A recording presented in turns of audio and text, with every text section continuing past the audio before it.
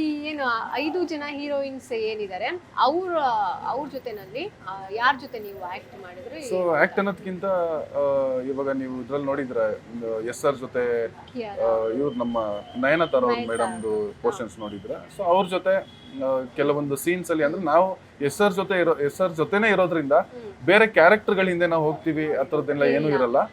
So Nayanthara madam ಜೊತೆ ಒಂದು ಸ್ವಲ್ಪ ಕೆಲವೊಂದು ಫೈಟ್ ಸೀನ್ಗಳಲ್ಲಿ ಅಲ್ಲಿ ನಾವು ಕಾಣಿಸ್ಕೊಳ್ತೀವಿ ನಯನತಾರ ಅವ್ರ ಜೊತೆಗೆ. ಓಕೆ, ಅಂದ್ರೆ ಟಾಕ್ಸಿಕ್ ಒಂದು 3-4 ವರ್ಷ ಆಯ್ತು, KGF ಚಾಪ್ಟರ್ 1 ಬಂದ ನಂತರ ಟಾಕ್ಸಿಕ್ ಅಂತ ಹೇಳಿ ಪ್ಲಾನ್ ಮಾಡ್ಕೊಂತಾರೆ.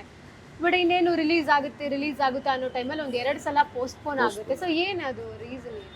ಮೇಡಮ್ ಯಾವುದೇ ಸಿನಿಮಾ ಆಗ್ಲಿ, ಇವಾಗ ಹೆಸರು ಹೇಳ್ದಂಗೆ ಕೆಲವೊಂದು ಪ್ರಾಡಕ್ಟ್ ಮಾಡ್ಬೇಕಾದ್ರೆ ಕೆಲವೊಂದು ಸತಿ ಟೈಮ್ ತಗೊಳುತ್ತೆ. ಇವಾಗ ನಾವೇನೇ ಒಂದು ಒಳ್ಳೆ ಪ್ರಾಡಕ್ಟ್ ಮಾಡ್ಬೇಕು ಅಂದಾಗ ಟೈಮ್ ತಗೊಳುತ್ತೆ.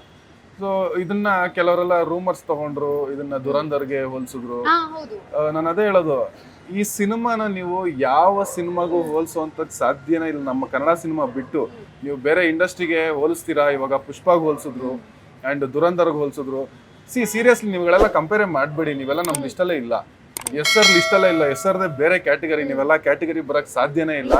ಸೊ ಈ ಪೋಸ್ಟ್ಪೋನ್ ಆಗಿರೋ ರೀಸನ್ ಏನು ಅಂತಂತಂದ್ರೆ, ಸೊ ಕೆಲವೊಂದು ಟೈಮ್ ಶೂಟ್ಸ್ದು ಇವಾಗ ನೀವು ಹೇಳಿದ್ರಿ, ಇವಾಗ ನೋಡಿ ನೀವು ನೋಡ್ದಂಗೆ ಟ್ರೈಲರ್ ಇಂಗ್ಲಿಷಲ್ಲಿ ಬೇರೆ ತರ ಇದೆ, ಕನ್ನಡದಲ್ಲೇ ಬೇರೆ ತರ ಇದೆ. ಸೊ ಇವಾಗೆಲ್ಲ ಅವ್ರು ನಾರ್ಮಲ್ ಆಗಿ ಹೇಳ್ದಂಗೆ ಹೆಂಗೆ ಏನೋ ಚಾಕ್ಲೇಟ್ ತಿಂದಿರೋ ತರ ಅವ್ರಿಗೇನೋ ಹಿಂಗ್ ಪೇಪರ್ ಹಿಂಗ್ ತೆಗೆದ್ಬಿಟ್ಟು ತಿನ್ನೋ ತರ ಅನ್ಕೊಂಡ್ಬಿಟ್ಟು ಅವ್ರು ಸಿನಿಮಾ ಮಾಡೋದು.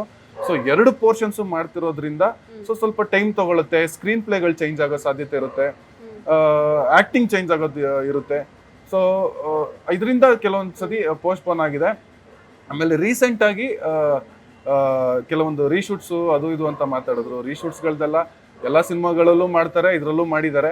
ಸೊ ಅದೇ ಥರ ಸ್ವಲ್ಪ ಇದರಲ್ಲಿ ಜಾಸ್ತಿ ಏನಕ್ಕೆ ಅಂತಂದರೆ ಮೇಕಿಂಗ್ ವೈಸು ನಮಗೆ ಔಟ್ಪುಟ್ ಚೆನ್ನಾಗಿ ಕೊಡಬೇಕು. ಸಿನಿಮಾ ಎಷ್ಟು ಇದು ಜನ ಎಷ್ಟು ಎಕ್ಸ್ಪೆಕ್ಟ್ ಮಾಡ್ತಾ ಇದ್ದಾರೆ ಎಸ್ ಆರ್ ಬಗ್ಗೆ.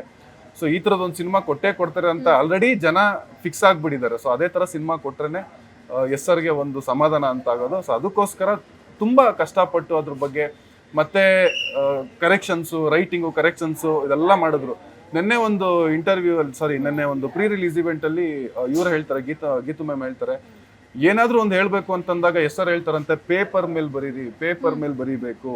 ಸೊ ಆಬ್ವಿಯಸ್ಲಿ ಇದು ಡೈರೆಕ್ಷನ್ ಡಿಪಾರ್ಟ್ಮೆಂಟ್ ಅವ್ರಿಗೆ ಹೇಗೆ ಅಂತಂದ್ರೆ, ನೀವು ಪೇಪರ್ ಮೇಲೆ ಇದ್ರೇನೆ ಸ್ಕ್ರೀನ್ ಮೇಲೆ ಚೆನ್ನಾಗಿ ಕಾಣಿಸೋದು. ನೀವು ಪೇಪರ್ ಮೇಲೆ ಪರ್ಫೆಕ್ಟ್ ಆಗಿ ಇದ್ದಾಗ ಮಾತ್ರನೇ ಔಟ್ಪುಟ್ ಅಷ್ಟೇ ಚೆನ್ನಾಗಿ ಬರುತ್ತೆ. ಸೊ ಇದು ನನ್ಗೆ ಹೇಳಿದಾಗ ಅದನ್ನ ಒಪ್ಕೊಳ್ತಾರಲ್ಲ, ಡೈರೆಕ್ಟರ್ ಅಕ್ಸೆಪ್ಟ್ ಮಾಡ್ಕೊಳ್ತಾರಲ್ವ ಇದನ್ನ ಪೇಪರಲ್ಲಿ ಬರೀಬೇಕು ಅಂತ. ಸೊ ಇಷ್ಟು ಇನ್ವಾಲ್ವ್ ಆಗಿ ನಮ್ಮ ಎಸ್ ಆರ್ ಈ ಥರ ಪರ್ಫೆಕ್ಟ್, ಅದೇ ಹೇಳ್ತಾರಲ್ಲ ಪರ್ಫೆಕ್ಷನಿಸ್ಟ್ ಅಂತ, ಸೊ ಅವರಷ್ಟು ಪರ್ಫೆಕ್ಟ್ ಆಗಿ ಇದ್ರಲ್ಲಿ ಹೇಳಿದು ಅವ್ರು ಮಾಡಿದ್ದಾರೆ. ನನಗೆ ಟ್ರೈಲರ್ ನೋಡಿದಾಗ ಮೇಕಿಂಗ್ ಮಾತ್ರ ತುಂಬ ಇಷ್ಟ ಆಯಿತು, ಜೊತೆಗೆ ಸ್ಕ್ರೀನ್ ಪ್ಲೇನೂ ಇಷ್ಟ ಆಯಿತು, ಸಿನಿಮಾಟೋಗ್ರಫಿ, ಅಬ್ವಿಯಸ್ಲಿ ಆ್ಯಕ್ಟಿಂಗ್ ಅಂತೂ ಅದ್ರ ಬಗ್ಗೆ ಮಾತಾಡಲೇಬೇಕು. ಪ್ರತಿಯೊಂದು ಕೂಡ ಇಷ್ಟ ಆಯಿತು ನಮ್ಮ ಎಲ್ರಿಗೂ ಕೂಡ. ಮತ್ತು ಕಮೆಂಟ್ಸ್ಗಳು ನೋಡಿದ್ರೆ ಎಲ್ಲದೂ ಕೂಡ ಗುಡ್ ಕಮೆಂಟ್ಸ್ಗಳು ಬಂದವು, ಚೆನ್ನಾಗಿ ಎಲ್ಲಾನು ಚೆನ್ನಾಗಿ ಆಗ್ತಾ ಇತ್ತು. ಇದ್ರ ಜೊತೆಗೆ ಮುಂದೆ ಇದು ಡೈರೆಕ್ಟ್ ಮಾಡ್ತಾ ಇರೋದು ಗೀತು ಮೋಹನ್ ದಾಸು. ಅವರು ಫೆಮಿನಿಸ್ಟ್. ಅದ್ರ ಜೊತೆಗೆ ಅವರು ಕೂಡ ಏನು ಮಲಯಾಳಮಲ್ಲಿ ಸಾಕಷ್ಟು ಸಿನಿಮಾಗಳನ್ನ ಡೈರೆಕ್ಟ್ ಮಾಡಿದ್ದಾರೆ, ಆಕ್ಟಿಂಗ್ ಕೂಡ ಮಾಡಿದ್ದಾರೆ, ಹೀರೋಯಿನ್ ಆಗೂ ಕೂಡ ಮಾಡಿದ್ದಾರೆ. ಸೊ ನಮಗೇನು ಅನ್ನಿಸ್ತಿದೆ ಅಂತಂದ್ರೆ, ಆ ಒಂದು ಮಹಿಳೆ ಕಣ್ಣಿಗೆ ಈ ಪುರುಷರು ಹೇಗೆ ಕಂಡಿರ್ಬೋದು ಅಂತ, ಅವರು ಹೇಗೆ ತೋರಿಸಿರ್ಬೋದು, ಅವ್ರನ್ನ ಎಷ್ಟು ಸ್ಪೆಷಲ್ ಆಗಿ ತೋರಿಸಿರ್ಬೋದು ಅಂತ. ಸೊ ಡೈರೆಕ್ಟರ್ ವಿಷನ್ ಆಬ್ವಿಯಸ್ಲಿ ಇವಾಗ ಅವ್ರಿಗೆ ಇದು ಮೇಲು ಜಾತಿಗೆ ಮೇಲು ಕೀಳು ಅನ್ನೋದು ಅವ್ರಿಗೆ ಇಲ್ಲ. ಸೊ ಆಬ್ವಿಯಸ್ಲಿ ಮೇಡಮ್ ನಾವಿವಾಗ ಎಸ್ ಆರ್ನ ನಾವು ಜೆಂಟ್ಸ್ ಅಂತ ನೋಡ್ಬೇಕಾದ್ರೆ ಅವ್ರನ್ನ ಯಾವುದೇ ತರ ಲೋ ಲೆವೆಲ್ಗೆ ಹಾಕ್ಬಿಟ್ಟು ಅಂತೂ ಸಿನಿಮಾ ಮಾಡಕ್ ಸಾಧ್ಯನೇ ಇಲ್ಲ. ಏನಾದ್ರೂ ಒಂದು ಒಳ ಅರ್ಥ ಇದ್ದೇ ಇರುತ್ತೆ. ಸೊ ಇವ್ರದ್ದು ಬಿಫೋರ್ ಸಿನಿಮಾಗಳೆಲ್ಲ ಇವ್ರದ್ದು ಅವಾರ್ಡ್ ವಿನ್ನಿಂಗ್ ಸಿನಿಮಾಗಳಾಗಿರುತ್ತೆ. ಸೊ ತುಂಬಾ ಕಥೆಗಳಲ್ಲಿ ಬೇರೆ ಬೇರೆ ತರದ್ದು ಲೇಯರ್ಗಳನ್ನ ಇಟ್ಕೊಂಡೇ ಸಿನಿಮಾಗಳು ಮಾಡಿದ್ದಾರೆ ಬಿಫೋರ್ ಕೂಡ. ಸೊ ಈ ಒಂದು ಸಿನಿಮಾದಲ್ಲಿ ಈ ಜೆನ್ಸಿಗಳಿಗೆ ಏನ್ ಬೇಕು ಮೇಯ್ನ್ ಆಗಿ, ಇವಾಗ ಎಲ್ಲಾ ಸಿನಿಮಾಗಳು ಬರ್ತಿರೋದು ಹೆಂಗಿದೆ, ಆಲ್ಮೋಸ್ಟ್ ನಾವುಗಳು ನೋಡ್ದಂಗೆ ಹೆಸರು ಒಂದೇ ಇರುತ್ತೆ, ಸಿನಿಮಾ ಕಥೆಗಳು ಬೇರೆ ಬೇರೆ ಇರುತ್ತೆ, ಅಷ್ಟೇ ಇರುತ್ತೆ. ಸಾರಿ ಉಲ್ಟಾ, ಬೇರೆ ಒಂದೇ ಕತೆ ಇರುತ್ತೆ, ಬೇರೆ ಬೇರೆ ಹೆಸರುಗಳು ಬರುತ್ತೆ. ಸೊ ಈ ತರದಲ್ಲಿ ಮಾಡೋ ಟೈಮಲ್ಲಿ ಹೊಸ ಕತೆ, ಇವಾಗ ಜೆನ್ಸಿಗಳು ಸಾಮಾನ್ಯವಾಗಿ ಬಂದು ಕುತ್ಕೊಂಡು ಯಾವ್ದಾದ್ರು ಸಿನಿಮಾ ನೋಡಿ ಅಂತಂದ್ರೆ ಅವ್ರು ಕುತ್ಕೊಂಡು ನೋಡಲ್ಲ. ಸೊ ಅವ್ರದೇ ಒಂದು ಬೇರೆ ಪ್ರಪಂಚ ಇದೆ. ಆ ಜೆನ್ಸಿ ಪ್ರಪಂಚನ ಹಿಡಿದ್ಬಿಟ್ಟು ಅವ್ರನ್ನ ಥಿಯೇಟ್ರಲ್ಲಿ ಕೂರಿಸಿ ಈ ಥರದೊಂದು ಸಿನಿಮಾ ನೋಡಿ ಅಂತ ಹೇಳೋಷ್ಟು ತಾಕತ್ತು ನಮ್ಮ ಡೈರೆಕ್ಟರ್ಗಿದೆ. ಸೊ ಈ ಥರದೊಂದು ಜೆನ್ಸಿಗಳಿಗೆ ಸಿನಿಮಾ ಏನಿದೆ, ಸಿನಿಮಾ ಅರ್ಥ ಏನು ತಿಳಿಸ್ಬೇಕು ಅಂತ ಇದೆ, ಅದು ನಮ್ಮ ಡೈರೆಕ್ಟರ್ ಗೊತ್ತಿರೋದ್ರಿಂದ ಸೊ ತುಂಬ ಚೆನ್ನಾಗಿ ಇದನ್ನ ಡೈರೆಕ್ಷನ್ ಮಾಡಿದ್ದಾರೆ. ಸೊ ಆಲ್ಮೋಸ್ಟ್ ಇವಾಗ ಇನ್ನೊಂದು ಮೇಡಮ್, ಇವಾಗ ಎಲ್ಲರೂ ಅದೇ ಹೇಳ್ತಾ ಇದಾರಲ್ವಾ, ಇದರಲ್ಲಿ ತುಂಬಾ ನ್ಯೂಡ್ ಆಗಿ ತೋರಿಸಿದಿರಾ, ತುಂಬಾ ವಲ್ಗರಿಟಿ ಅದು ಇದು ಅಂತ. ಇವಾಗ ನಾನೊಂದು ಮೇಜರ್ ಆಗಿ ನಾನು ಹೇಳ್ತೀನಿ, ಇವಾಗೆಲ್ಲ ಕಾಣಿಸ್ಕೊಳ್ತಾ ಇದಾರೆ ಅಲ್ವಾ ಈ ಟಾಕ್ಸಿಕ್ ಬಗ್ಗೆ, ನೀವು ಹಿಂಗ್ ಕಾಣಿಸ್ಕೊಂತ ಇದೀರಾ, ಬರೀ ಬಟ್ಟೆಲ್ ನಿಂತ್ಕೊಂತ ಇದೀರಾ ಅಂತ ಹೇಳ್ತಾರಲ್ವಾ. ಸೊ ಅವ್ರಿಗೆಲ್ಲ ನಾನು ಒಂದು ಕ್ವಶನ್ ಕೇಳ್ತೀನಿ, ಇದ್ರ ಬಿಫೋರ್ ಕನ್ನಡದಲ್ಲಿ ಯಾವ್ದು ಈ ತರದ ಸಿನಿಮಾಗಳು ಬಂದಿಲ್ವಾ, ಬೇರೆ ಭಾಷೆಗಳಲ್ಲಿ ಬಂದಿಲ್ವಾ? ಸೊ ಈಗ ಯಾಕೆ ನೀವು ಟಾಕ್ಸಿಕ್ ನ ಒಂದನ್ನೇ ನೀವು ಹೈಲೈಟ್ ಮಾಡ್ತಾ ಇದ್ದೀರಾ ಈ ಟೈಮಲ್ಲಿ? ಯಾಕೆ ನೀವೆಲ್ಲ ಕಾಣಿಸ್ಕೋಬೇಕು ಅಂತನಾ ಇಲ್ಲ ನಿಮ್ಮ ಪ್ರಚಾರನ ಅಂತ ಗೊತ್ತಾಗ್ತಾ ಇಲ್ಲ. ಸೊ ಇದು ಎಕ್ಸಾಂಪಲ್ ನಾನೇ ಕೊಡೋದಾದ್ರೆ, ಇವಾಗ ಬಜರಂಗಿ 2 ಅಲ್ಲಿ ಇವಾಗ ನಾವು ಮಾಡೋ ಸಿನಿಮಾದಲ್ಲೇನೆ ಒಂದು ಸೀನ್ ಇದೆ. ಇವಾಗ ನಮ್ಮ ಯಾರು ಬಜರಂಗಿ ಲೋಕಿ ಅವರು ಒಂದು ಅಮೃತನ ಅವ್ರನ್ನ ಸೇವಿಸ್ತಾರೆ. ಆ ಸೇವಿಸಿದಾಗ ಮೈ ಮೇಲಿರೋ ಬಟ್ಟೆ ಎಲ್ಲ ಫುಲ್ ಹೋಗುತ್ತೆ. ಸೊ ಅವಾಗ್ಲೂ ನ್ಯೂಡ್ ಆಗಿತ್ತಲ್ವಾ? ಅವಾಗ ನೀವೆಲ್ಲ ಎಲ್ಲಿದ್ರಿ? ಯಾಕೆ ಅವಾಗೆಲ್ಲ ಕಣ್ಣು ಕಾಣಿಸ್ಲಿಲ್ವಾ ಸಿನಿಮಾದಲ್ಲಿ ಈ ತರ ಇದೆ ಅಂತ? ಅದು ಕೆಟ್ಟದು ಅಂತ ಅಲ್ಲ, ನೀಡಿದ್ದಾಗ ಆ ಸಿನಿಮಾಗೆ ಅದು ಬೇಕು ಅಂತ ಇದ್ದಾಗ ಅದನ್ನ ಮಾಡೇ ಮಾಡ್ತಾರೆ. ಸೊ ನೀವುಗಳು ಇದನ್ನ ಬಂದ್ಬಿಟ್ಟು ನಮ್ಮ ಕನ್ನಡದವರೇ ಆಗ್ಬಿಟ್ಟು ನಮ್ಮ ಕನ್ನಡ ಸಿನಿಮಾ ಈ ಮಟ್ಟಕ್ಕೆ ಹೋಗ್ಬೇಕಾದ್ರೆ ನೀವೆಲ್ಲ ಬಂದ್ಬಿಟ್ಟು ಹಂಗ್ ಕಾಣಿಸ್ತಾ ಇದಾರೆ ಹಿಂಗ್ ಕಾಣಿಸ್ತಾ ಇದಾರೆ ಅನ್ನೋದು ತುಂಬಾ ದೊಡ್ಡ ತಪ್ಪು. ಆಕ್ಚುಲಿ ಕೆಲವೊಂದು ಸಿನಿಮಾಗಳೆಲ್ಲ ಮಾಡ್ಬೇಕಾದ್ರೆ ಅವರೆಲ್ಲ ಹುಟ್ಟೇ ಇರ್ಲಿಲ್ಲ ಅನ್ಸುತ್ತೆ, ಇವನ್ ನಾವು ಹುಟ್ಟಿರ್ಲಿಲ್ಲ.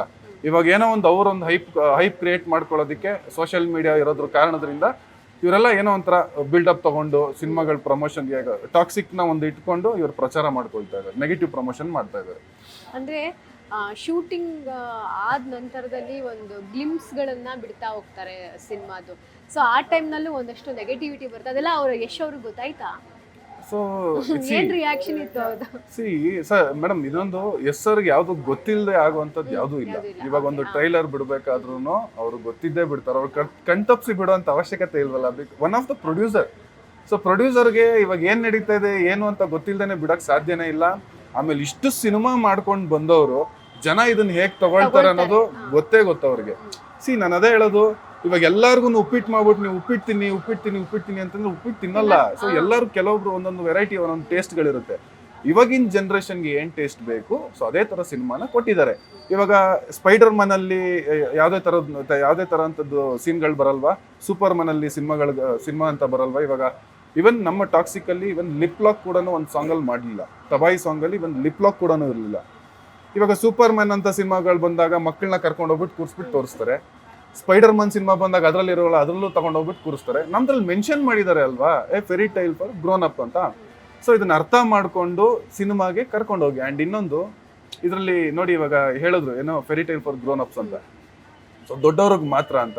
ಟ್ರೈಲರ್ ಯಾರಿಂದ ಓಪನ್ ಮಾಡಿದ್ದಾರೆ ಅಬ್ಸರ್ವ್ ಮಾಡಿದೀರಾ? ಟ್ರೈಲರ್ನ ಓಪನ್ ಮಾಡಿರೋದೇ ಒಂದು ಚಿಕ್ಕ ಮಗುವಿಂದ. ಸೊ ಇದ್ರಲ್ಲಿ ಅರ್ಥ ಮಾಡ್ಕೊಬೇಕು, ಕತೆ ಇಲ್ದೇನೆ ಇಲ್ಲಿ ಮಕ್ಕಳನ್ನ ಹೆಂಗ್ ತೋರಿಸ್ತಾರೆ,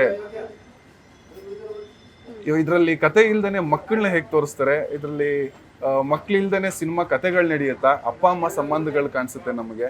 ಸೊ ಇದೆ, ತುಂಬಾ ಇದೆ. ನೀವು ಜನ ಡಿಸೈಡ್ ಮಾಡ್ತಾರೆ ಮೇಡಮ್, ಯಾರೋ ಒಬ್ರಿಂದ ಇದರಲ್ಲಿ ನೆಗೆಟಿವ್ ಆಗಿ ಆಗುವಂತ ಸಾಧ್ಯನೇ ಇಲ್ಲ. ಈ ರಾಯನ್ ಪಾತ್ರ ಅಂತ ಬಂದಾಗ ಯಶ್ ಅವರು ಎಷ್ಟು ಅಂದ್ರೆ ಅವ್ರ ಡೆಡಿಕೇಟಿವ್ ಆಗಿರ್ತಾರೆ, ಹಾರ್ಡ್ ವರ್ಕ್ ಮಾಡ್ತಾರೆ ಅಂತ ಗೊತ್ತು. ಸೊ ಅಲ್ಲೆಲ್ಲ ಹೇಗೆ ಇರ್ತಾ ಇದ್ರು ಅಂದ್ರೆ ಅವ್ರ ಗ್ಯಾಂಗಲ್ಲಿ ನೀವು ಇರೋದ್ರಿಂದ? ಅವ್ರು ತುಂಬಾನೇ ಕ್ಯಾರೆಕ್ಟರ್ ಇನ್ವಾಲ್ವ್ಮೆಂಟ್ ಜಾಸ್ತಿ. ಸೊ ಅವರೇ ಹೇಳ್ತಾರಲ್ವ, ಯಾವ್ದಾದ್ರು ಒಂದು ಸಿನಿಮಾ ಮಾಡಿದಾಗ ಆ ಸಿನಿಮಾ ಮರ್ಸೋಂತ ಸಿನಿಮಾ ಇನ್ನೊಂದು ಮಾಡಿರ್ಬೇಕು ಅಂತ, ಅಷ್ಟು ಇನ್ವಾಲ್ವ್ಮೆಂಟ್ ಇರುತ್ತೆ. ಇವಾಗ ನೋಡಿ, ನಮ್ಗೆ ಟಾಕ್ಸಿಕ್ ಅನ್ನೋ ಇದ್ರಲ್ಲಿ KGF ಅಷ್ಟು ನಮ್ಗೆ ಬರಲ್ಲ. ಇವಾಗ ಬೇರೆ ಸಿನಿಮಾಗಳಾದ್ರೆ ನಾವು ಕಂಪೇರ್ ಮಾಡ್ತೀವಿ. ಇವಾಗ ದೊಡ್ಡವ್ರದೇ ತಗೊಳ್ಳಿ, ಇವಾಗ ಪ್ರಭಾಸ್ ಅವ್ರದೇ ತಗೊಳ್ಳಿ. ಬಾಹುಬಲಿ ಆದ್ಮೇಲೆ ಎಷ್ಟೋ ಸಿನಿಮಾ ಬಂತು, ಆದ್ರೆ ಇವಾಗ್ಲೂ ಯೋಚನೆ ಆಗೋದು ಬಾಹುಬಲಿ, ಪ್ರಭಾಸ್ ಅಂದ್ರೆ ಬಾಹುಬಲಿ ಅಂತ ಬರುತ್ತೆ. ನಮ್ ಹೆಸರು ಹಂಗ್ ಮಾಡ್ತಾ ಇಲ್ಲ. ಅವ್ರ ಈ ಸಿನಿಮಾ ಆಯ್ತಾ, ಇದನ್ನ ಮರ್ತು ಅದಕ್ಕಿಂತ ನೆಕ್ಸ್ಟ್ ಲೆವೆಲ್ಗೆ ಆ ಸಿನಿಮಾ ಬರಬೇಕು, ಆ ತರದೊಂದು ಸಿನಿಮಾ ತೆಗಿತಾ ಇದಾರೆ.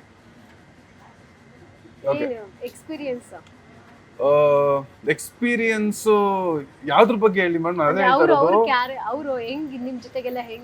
ನನ್ ಜೊತೆಗೆ ಅಂತಂದ್ರೆ ಅವ್ರಿಗೆ ಮನೆ ಹುಡುಗನ್ ತರನೇ ನಮ್ಮನ್ನ ಟ್ರೀಟ್ ಮಾಡ್ತಾ ಇದ್ರು. ಅವ್ರ ಸ್ಟಾಫ್ ಆಗಿರ್ಬೋದು, ಎಸ್ಆರ್ ಆಗಿರ್ಬೋದು. ತುಂಬಾ ಕೆಲವೊಂದು ಇನ್ಸಿಡೆಂಟ್ಗಳಿದೆ, ತುಂಬಾ ಅದನ್ನ ಲ್ಯಾಗ್ ಆಗುತ್ತೆ ಹೇಳ್ತಾ ಹೋದ್ರೆ. ತುಂಬಾ ಕೆಲವೊಂದು ಎಕ್ಸ್ಪೀರಿಯನ್ಸ್ಗಳು ಸೆಟಲ್ ಆಗಿರ್ಬೋದು, ನಮ್ಮನ್ನ ನೆಡ್ಸ್ಕೊಳ್ಳೋಂಥ ರೀತಿ ಆಗಿರ್ಬೋದು, ನಮ್ಮನ್ನ ವಿಚಾರಿಸ್ಕೊಳ್ಳೋದಾಗಿರ್ಬೋದು. ಸೊ ನಮ್ಗೆ ಸಿಗುವಂಥ ಫೆಸಿಲಿಟೀಸ್ಗಳಾಗಿರ್ಬೋದು, ಸಿಗ್ತಾ ಇದೆಯಾ ಇಲ್ವಾ ಏನು ಅಂತ ಕೇಳೋದು. ಆಮೇಲೆ ಆನ್ ಸ್ಕ್ರೀನ್, ಇವಾಗ ಯಾವ್ದಾದ್ರು ಒಂದು ಶಾರ್ಟ್ ಆದಾಗ ಆನ್ ಸ್ಕ್ರೀನ್ ಹೋಗಿ ನೋಡ್ಕೊಂಡು ಬಂದು ನೀನ್ ಹೇಗ್ ಕಾಣಿಸ್ತಾ ಇದೆಯಾ, ಚೆನ್ನಾಗಿ ಕಾಣಿಸ್ತಾ ಇದೆಯಾ, ಇಲ್ಲ ಇನ್ನೂ ಬೆಟರ್ ಆಗಿ ಮಾಡ್ಬೇಕಾ, ಸೊ ಇದನ್ನೆಲ್ಲ ಗೈಡ್ ಮಾಡ್ತಾ ಇದ್ರು. ಇವಾಗ ನಾವ್ ಯೋಚನೆ ಮಾಡೋದೇನು, ಎಸ್ ಸರ್ ಅಂದ ತಕ್ಷಣ ತುಂಬಾ ಆಟಿಟ್ಯೂಡ್ ಇರುತ್ತಪ್ಪ, ಅವ್ರನ್ನ ಹೆಂಗ್ ಹೋಗಿ ಮಾತಾಡ್ಸೋದು, ಅವ್ರು ನಮ್ಮನ್ನ ಮಾತಾಡ್ಸ್ತಾರ ಇಲ್ವಾ ಅನ್ನೋದೇ ಫಸ್ಟಿಗೆ ಬರೋದು. ಅಂಡ್ ಫಸ್ಟ್ ಡೇ ಶೂಟಲ್ಲೇ ನನಗೆ ಖುಷಿಯಾಗಿದ್ದೇನು ಅಂತಂದ್ರೆ ಸರ್ರೇ ನನ್ನನ್ನು ಮಾತಾಡ್ಸಿದ್ರು. ಎಲ್ಲ ಹೆಂಚ್ಮೆನ್ ಎಲ್ಲ ಬಂದು ನಿಂತ್ಕೊಂಡಾಗ ಜಾಸ್ ಕ್ಲಬ್ಬಲ್ಲಿ ನಿಮಗೆ ಗೊತ್ತಾಗುತ್ತೆ, ಕ್ಲಬ್ಬಲ್ಲಿ ಒಂದು ಎಂಟ್ರಿ ಆಗುತ್ತೆ ಅಲ್ವಾ, ವೈಟ್ ಕಲರ್ ಬ್ಲೇಸರು ಮತ್ತು ಹ್ಯಾಟ್ ಹಾಕೊಂಡು. ಸೊ ಇದರಿಂದ ನಮ್ದು ವಾಕಿಂಗ್ ಇರುತ್ತೆ, ಅದು ಅವತ್ತೇ ನಮ್ದು ಫಸ್ಟ್ ಡೇ ಶೂಟು. ಸೊ ಅಲ್ಲಿ ಹಿಂದೆ ತಿರುಗ್ಬಿಟ್ಟು ನೀನು ಇವರು ನಮ್ಮ ಹರ್ಷ ಜೊತೆ ಮಾಡಿದ್ಯಲ್ವಾ ಅಂತ ಕೇಳಿದ್ರು. ನನಗೆ ಒಂಥರ ನನಗೆ ಶಾಕು. ಅಟ್ಲೀಸ್ಟ್ ನೆನ್ಪಿಟ್ಕೊಂಡಿದ್ದಾರೆ ಅಲ್ವಾ ಈ ಸಿನಿಮಾ, ಕೆಲವೊಂದು ಹುಡುಗರನ್ನ ನೆನ್ಪಿಟ್ಕೊಂಡು ಮಾತಾಡ್ಸ್ತಾರೆ ಅನ್ನೋದು ನಮಗೆ ಒಂಥರ ಖುಷಿ. ಇವಾಗ ಬೇರೆ ನೋಡಿದವ್ರಿಗೆಲ್ಲ ಏನೋ ನಿನ್ನ ಮಾತಾಡ್ಸ್ಬಿಟ್ರೇನೋ, ನಿನ್ನ ಗುರ್ತಿಡಿದ್ಬಿಟ್ರ ಅಂತ. ಸೊ ನನಗೆ ಖುಷಿ ಆಯಿತು ಈ ಥರದ್ದು ಎಕ್ಸ್ಪೀರಿಯನ್ಸ್ಗಳು. ಆಮೇಲೆ ಇನ್ನೊಂದು ಇನ್ನೊಂದೇನು ಅಂತಂದರೆ, ಈ ಥರದ್ದೊಬ್ಬ ವ್ಯಕ್ತಿ ಅನ್ಕೊಂಡಿದ್ದನ್ನ ಮಾಡುವಂಥ ವ್ಯಕ್ತಿ ನಮಗೆ ಬೇಕಾಗಿರೋದು ಇಂಥವ್ರೇನೆ. ಈ ಮನುಷ್ಯ ಯಾರು ಸ್ಟಾರ್ ದಮ್ ಇಲ್ದೇನೆ, ಯಾವುದೋ ಸ್ಟಾರ್ ಬ್ಯಾಕಪ್ ಇಲ್ದೇನೆ ಬಂದವರಲ್ಲ. ಇವಾಗ ನಾವು ಯೋಚನೆ ಮಾಡೋದೇನು, ನಮಗೂ ಇವಾಗ ನಾವು ಮಿಡಲ್ ಕ್ಲಾಸಿಂದ ಬಂದವರು, ನಮಗೂ ಯಾರು ಸ್ಟಾರ್ ಬ್ಯಾಕ್ಗ್ರೌಂಡ್ಸ್ ಇಲ್ಲ, ನಮಗೂ ಅಪ್ಪ ಅಮ್ಮ ಯಾರು ಸ್ಟಾರ್ಸ್ ಅಲ್ಲ, ತಾತಂದ್ರು ಸ್ಟಾರ್ಸ್ ಅಲ್ಲ. ಸೊ ನಾವು ಸಿನಿಮಾದಲ್ಲಿ ಹೇಗೆ ಬೆಳಿಬೇಕು, ಏನೇನು ಮಾಡಬೇಕು ಅನ್ನೋ ನಮ್ಮ ಕನ್ಫ್ಯೂಷನ್ಸ್ ಇದ್ದಾಗ, ಸೊ ಎಸ್ ಸರ್ ಇದಕ್ಕೆಲ್ಲ ಒಂದು ದಾರಿ ಮಾಡಿಕೊಟ್ಟಿದ್ದಾರೆ. ಸೊ ನಾವ್ ಹೇಗ್ ನುಗ್ಬೋದು, ನಾವು ಅನ್ಕೊಂಡಿರೋದನ್ನ ಹೇಗ್ ಸಾಧಿಸೋದು ಅನ್ನೋದನ್ನ ತುಂಬಾ ಈಸಿಯಾಗಿ ತೋರಿಸ್ಕೊಂಡಿರೋ ವ್ಯಕ್ತಿ. ಸೊ ಇವ್ರ ಜೊತೆ ಎಕ್ಸ್ಪೀರಿಯನ್ಸ್ ನಮ್ಮ ಪುಣ್ಯ. ನನಗೆ ತುಂಬಾ ಖುಷಿ ಆಗೋದೇನು ಅಂತಂದ್ರೆ, ನಮ್ಮ ಕನ್ನಡದಲ್ಲಿ ಈ ತರದೊಂದು ಕಲಾವಿದರುಗಳಿದ್ದಾರೆ. ಇವಾಗ ಬೇರೆ ಇಂಡಸ್ಟ್ರಿ ಅವರು ಹೆದರ್ಕೋಬೇಕು, ಆ ತರದೊಂದು ಕಲಾವಿದರುಗಳು ನಮ್ಮಲ್ಲಿ ಸಿಕ್ಕಿರೋದು ಅಂಡ್ ನಾವು ಅವ್ರ ಜೊತೆ ಮಾಡಿರೋದು ನಮ್ಮ ಪುಣ್ಯ ಅಂತಾನೆ ನಾನು ಹೇಳ್ತೀನಿ. ಲೇಟೆಸ್ಟ್ ಹಾಗೂ ಇಂಟ್ರೆಸ್ಟಿಂಗ್ ಸುದ್ದಿಗಳಿಗಾಗಿ ಬಾಸ್ ಟಿವಿ ಕನ್ನಡ ಚಾನೆಲ್ನ ಸಬ್ಸ್ಕ್ರೈಬ್ ಮಾಡಿ, ಹಾಗೆಯೇ ಬೆಲ್ ಐಕಾನ್ ಪ್ರೆಸ್ ಮಾಡಿ. ಇದರ ಜೊತೆಗೆ ಫೇಸ್ಬುಕ್, ಇನ್ಸ್ಟಾಗ್ರಾಮ್, ಎಕ್ಸ್ ನಲ್ಲೂ ಮಿಸ್ ಮಾಡದೆ ಫಾಲೋ ಮಾಡಿ.